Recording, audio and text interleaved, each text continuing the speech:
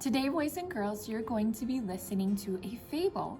A fable is a story that has events and things happen in it that wouldn't really happen in real life.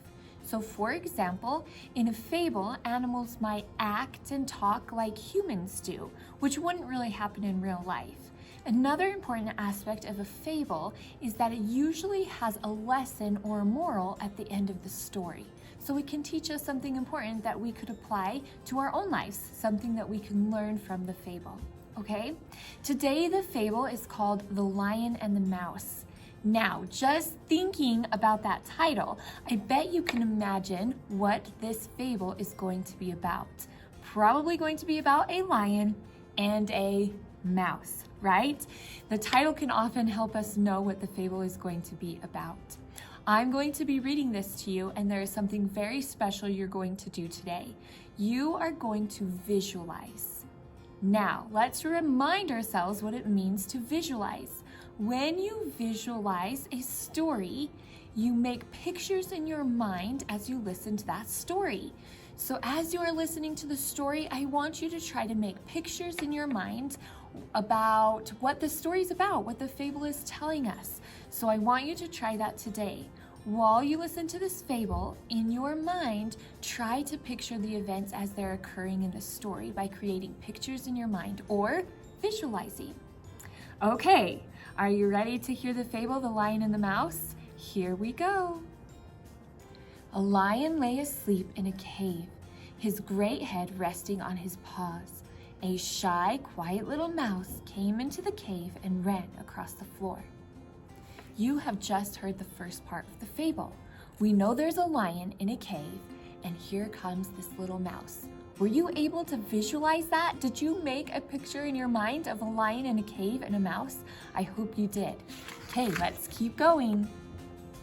Because the cave was dark, the mouse did not see the lion. Frightened, the mouse ran, but in his haste to get away, he ran across the lion's nose. The lion woke up. The lion laid his huge paw angrily on the tiny creature. "You will make a good meal," roared the lion. I bet you're visualizing right now. Can you see the lion has caught the mouse in your mind? Are you picturing all of these things that are happening? "Are you going to hurt me?" asked the poor mouse. "Please let me go, and someday I will repay you." The lion was so amused at the idea of the little mouse being able to help the king of beasts that he lifted his paw and let her go. The mouse ran away to safety, and the lion went back to sleep. Now, I bet you can visualize this part. The lion was amused. That means he couldn't believe it. Could a mouse really help the lion, the king of the beasts? But he let the mouse go.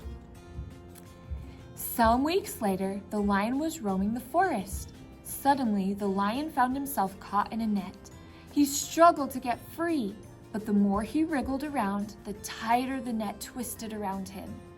Just then, the little mouse happened to pass by, and seeing the lion's sad plight, he knew he could help him.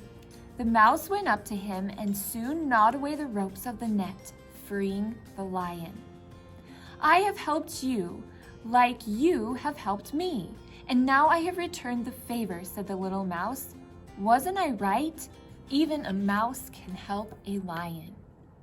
Now, I'm sure you can make a lot of pictures from that story. Hopefully you were able to visualize the end where the mouse is able to repay his debt and to help the lion. And he did that by doing what? Do you remember?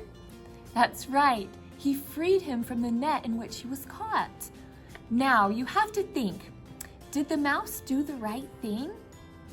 What do you think? This is something you're going to get to answer in one of your activities.